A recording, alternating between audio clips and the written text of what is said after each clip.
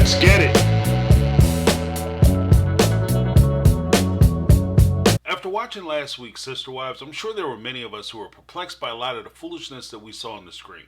I mean, you had the whole instance where Cody was talking about his intimate relationship with Janelle. You had the whole thing where Christine and Robin, or Christine and Mary were kind of getting into it over a ring that Mary had given Cody and that he obliterated to demonstrate that Mary would have no power over him. But there was another thing that was discussed during the course of the tell-all that I wanted to address here.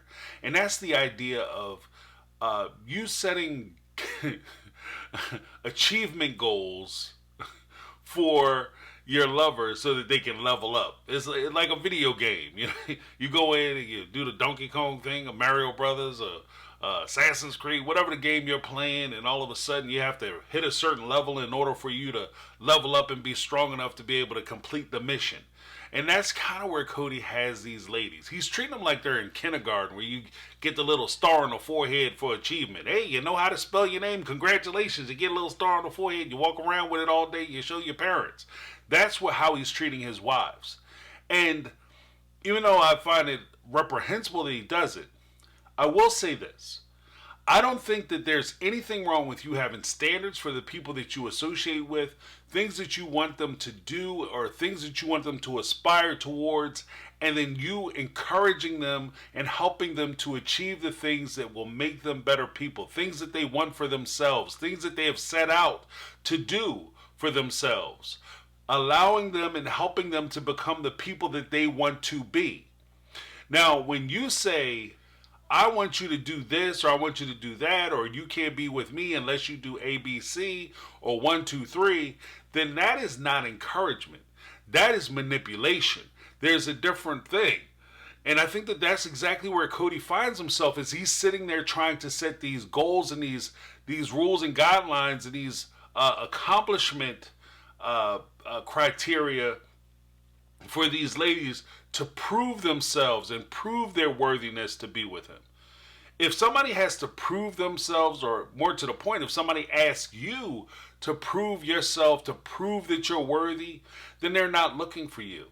The truth of the matter is, in this particular situation, you can work your behind off, you can work yourself to the bone trying to appease or satisfy or give somebody the things that they want, and at the end of the day, they'll just simply look at you and say, well, you gave it the good old-fashioned college try. I'm going to go ahead and go with this person who is already those things.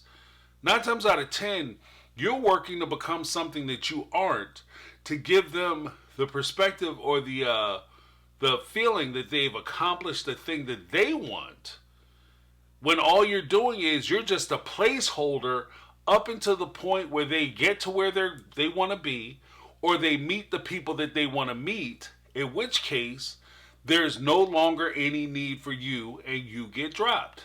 No redundancies. I don't need 2 people. This person is all about the thing that I want in a mate. You are doing these things because I asked you to do these things, not because you want to or because this is who you are. You're doing it for me, and I appreciate that. That's great. But this person actually loves doing it. So I'm going to go ahead and go with the original. Thank you very much. There's also an illusion that if you sacrifice and you give and you do all these things and you become the people that they want, that they're going to recognize it. Unfortunately, once you start giving to people, it's too easy for people to get the things that they want and start taking you for granted. And I think that that's exactly where the OG3 find themselves at in this particular situation. No matter how much they did, no matter how much they gave, no matter how much they sacrificed for Cody in the name of love, none of it was ever going to be enough. Because at the end of the day, no matter what they did, no matter how hard they tried, they were not going to go to bed at night and wake up Robin. And because of that, they were always destined to lose. Now, before we get into it, because, you know, when I come through and I talk about these things, I like to bring So, that's right, them receipts. But before I get into it, I would simply ask that if you dig my content, go ahead and give me a thumbs up. Let me know that you like it. Also, If you're not yet subscribed, what are you waiting for? It's easy to do. It's not a big click for you, but it's a huge click for me. So go ahead, help me out, help the channel out, help a brother out.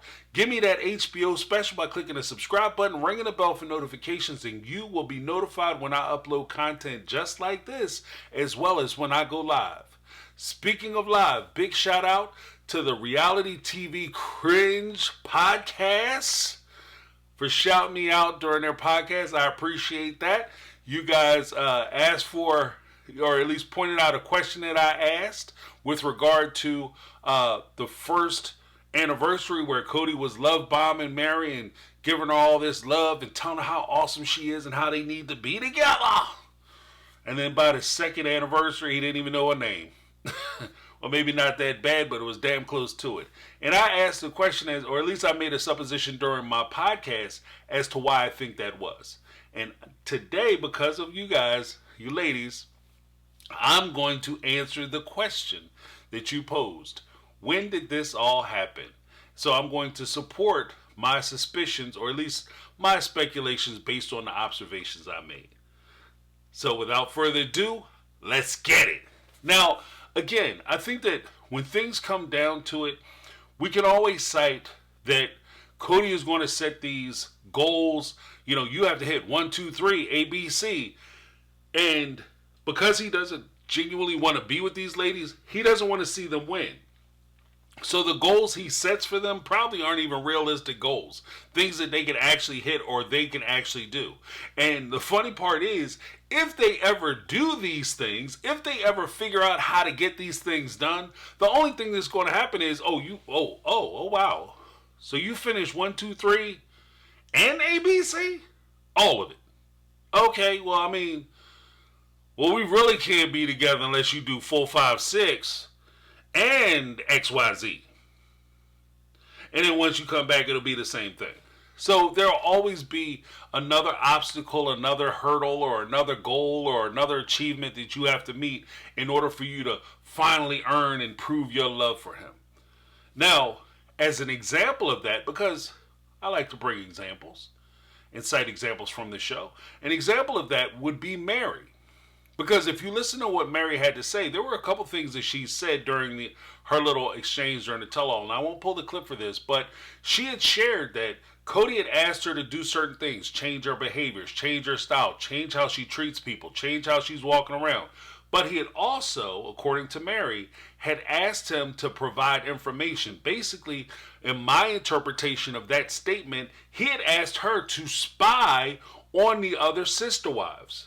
And this is from a guy who next week we're going to listen to him accuse Christine of being a crap sister wife because she didn't know how to treat the other ladies. How can these women be positive sister wives and build a relationship if you set up a culture where they're all divided, all against one another, and on top of that, they're spying on each other? They're spying on each other. So now, not only are you my enemy, but I can't even trust you that if we have similar or like goals or we have similar or like concerns about what's happening in the family, I can't trust you to come to you and say something because as far as I know, you're going to run back and tell a person who I'm not ready to approach with this issue yet. So no, I don't trust you. And that's where Christine finds herself in this situation. So this family is all jumbled up because of the leadership of Cody and the direction that he pushes these ladies in. But a specific example that I want to run through, and I talked about during my podcast, and the ladies at the Reality TV Cringe Podcast brought up, was this question. Let's go through the first anniversary and Mary's description of the first anniversary in Arizona and how Cody treated her. Because, you know, he loved her then. I was sincere 3 years ago when I was saying, let's see if we can make this work. 4 years ago. 4 years ago. And I was very confused why nothing ever happened after that. I was so excited at that anniversary when you said that. And our first anniversary here in Flagstaff, he's like, cheers to a new beginning. Cheers to a new beginning. Because that's part of the love bomb. He has to convince her to want to come to Arizona. Now, why you say, James, why did you say that he was trying to convince her to come to Arizona? Clearly, Kody didn't care about it. I mean, he melted. We found out he melted her ring down when they first got together. And even in that story, Robert Mary had stole my thunder a little bit in her description, because when he melted that whole ring down that she had given him, what did he do? She said during the tell-all, it was a symbol of our love and our relationship, and he basically destroyed it. So he destroyed our relationship. He also did something else. When he melted that ring down and obliterated that ring, he extracted the materials and the valuables from that relationship. So he destroyed the symbol. He destroyed the marriage. But he wanted to keep the proceeds and the things that gave value to the thing that he was involved with. Much like your marriage. When he left you, he wants to keep Coyote Pass. He wants to keep the money that you had gave him to buy Robin's house, as we call it, which is actually his house, his home. He gave you his time, energy, and effort, and that was a transactional experience for him. So I gave you my time, energy, and effort, and you're going to give me money. So that's kind of where we are. And if you listen to what she said during that first time, he love bombed the hell out of her. We're going to start over. We're going to be a new relationship. We're going to get it together. Come on, let's go. And then the question is, why is it that from the first year that they were in Arizona, he was all about it. He was ready to bring the relationship together. Then all of a sudden, when they go a year and the anniversary happens, and all of a sudden he doesn't even know her name. Who are you? What are you talking about? We ain't together. And I know some of us were sitting there saying, there has to be a reason. And I thought about what the reason was. The reason is because she hadn't sold her home yet. She hadn't sold her property yet. And the property I'm referring to is the house back in Las Vegas. If we recall, Mary had one of the bigger houses, because Mary wanted to get the wet bar. Remember, she made a big deal about the wet bar. In order for her to get the wet bar, she had to get the pantry and the extra room. Mary wasn't taking any shorts as far as the development and what she wanted in her house. She was very insistent that her house be designed a certain way. Whereas Christine and Janelle were making sacrifices. They got a smaller house, even though they had more kids and more people living in the home. They had a smaller house. Janelle wanted to get a patio added on. She decided to opt out of the patio, and she was going to pour the concrete herself, and they were doing the whole thing. Mary had insisted that she wanted her house a certain way at a certain level, and she had made that a rock solid agreement. Now, Cody, some people will say, well, James, if Cody didn't really care about her, why would he go along with it? Because Cody's name was on that house at the time. That was Cody's house too. So Cody went along with that whole thing, tried to convince Christine to give up some of her money so Mary could do the things that she wanted to do to make her house special. So she had a nice house. Not to mention, Mary completely enjoyed living in Las Vegas. She enjoyed her friends that didn't have anything to do with the Brown family. She liked her house. She didn't want to move out to Arizona. She wasn't excited about that. She wanted to stay in Las Vegas. So there was always that temptation for her to stay if her relationship with Cody wasn't going to get any better or improve. That's why, in my opinion, when they get out to Arizona, Cody starts love bombing her because he needs her to sell her house. Now, the question that was asked on a reality TV cringe podcast, when did all this take place? They moved to Arizona August of 2018. The anniversary was April 21st, 2019. That's when Cody was love bombing. Come on, baby. You'll never find a love. You know, he's hitting it with the hard stuff. Someone who loves you like I do. He hitting it with the hard stuff. You know? Because in June, the house sold. June 10th, 2019, that's when Mary's house closed. And after that, guess what? It was over. The love affair had ended. She was like that woman on the Titanic with Leonardo DiCaprio. He trying to struggle up on the door. She talking about ain't enough room. That was that was Cody pushing Mary back into the water. I'ma hold on to the jury. It ain't enough room on the door. Enjoy your swim. And that's where they were. So when push comes down to shove, that's the answer to the question.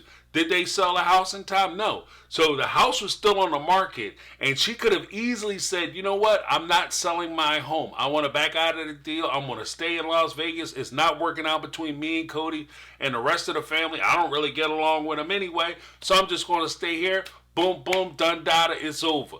Now Cody, because I should have pulled another clip where Cody had said that it was a horrible investment that they made in Arizona and they couldn't afford to eat. They were coming to a point where they were running out of money because they absolutely, positively needed to sell these homes in Las Vegas in order for them to survive.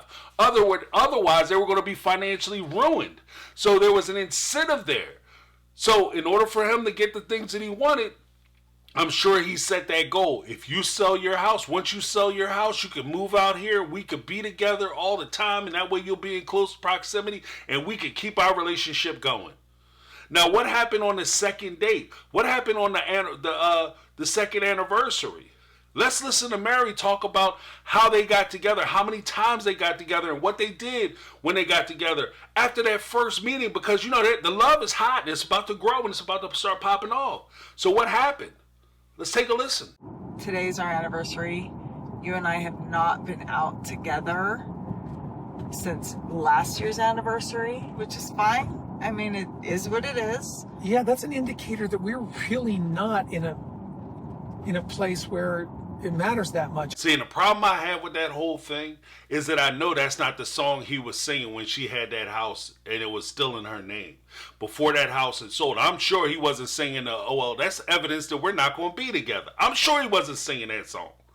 So I'm not going to sit here and pretend like I can guarantee 100% that I'm right, absolutely, positively, because I don't have video footage of Cody saying, yes, she's fallen into my plans. I don't have that.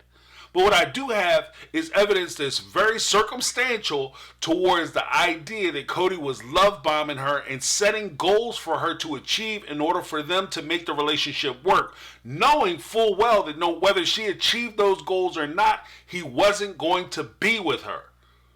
He had decided years ago that he wasn't going to be with her. He knew full well when he asked her for a divorce so that he could adopt Robin's kids, that he was just merely getting rid of her so that he could replace her with the woman that he truly loved, the woman that he has fallen in love with and been in love with since he met her, the woman that he sat on Christine's bed and cried for.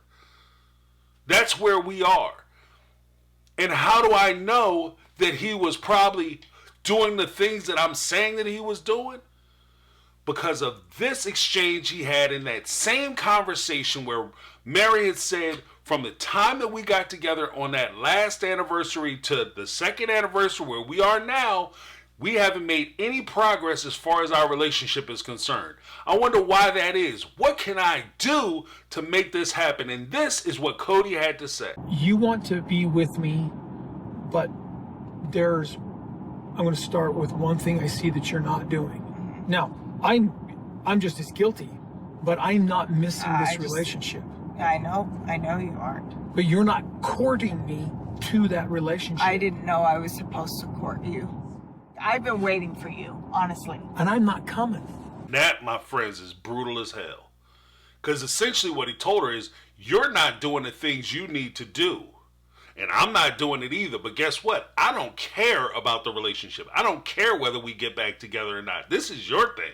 So if you want it to happen, you need to start doing these things in order to make it happen. Setting goals, setting objectives, setting like little achievement standards that she has to achieve. And what's the achievement standard? You have to start courting me. Now, when you listen to that, in the raw for the first time, and you're not familiar with the backstory and things that have been talked about or discussed during the tell-all, it sounds rough as hell and it sounds crazy. Sounds crazy as cat stuff. But if you take it and put it in the context of listening to Cody say that he sets up goals, he sets up achievements, he makes certain demands on these ladies that he wants them to achieve in order for him to earn his love, in order to prove their loyalty, in order for them to prove themselves and their worthiness to be with him, then the whole idea that you have to start courting me basically means you have to start following my instructions without question. You have to start pleasing me without ever complaining, and you have to start making me comfortable in every situation, even in situations where you yourself may find yourself uncomfortable. Who the hell is going to agree with that? Who's agreeing with that? No one. And when you see that question, that's when I say, what? What the f? Because nobody in their right mind should ever go for that. The reason why is, like I said, when you put yourself in that situation, no matter what you do, no matter what you sacrifice, no matter what you give up, no matter how much time you invest in that person, you're merely a stopgap. You're merely a placeholder for them to be able to find the person or get the place or get to the place or get the things that they want. And once they've achieved what they want to get out of the relationship, once they basically strip mine this relationship and got everything they could possibly get from it that they find useful, they will drop you. They don't need you. And the one true thing Cody said in that conversation was, I don't care. This isn't something I want. And he was being completely honest. And that in itself is a very powerful position. If I don't care what happens during something, then it doesn't affect me. If win, loss, draw, it doesn't change my life a stitch. Then I have all kinds of power. Because I can do things and I don't care what's happening. I could play around because I don't care whether I win, lose, or draw. But if your house, your health, your relationship relies on you doing these certain things and winning, and it's very important to you that you win, then you're under all kinds of pressure. And if you're under pressure and I'm not, then I can apply more pressure to coerce you to do the things that I want you to do. Just something to think about. That's my take. I'm James. This has been My Take on Reality, and I'm out. 'Cause I've been living life right like I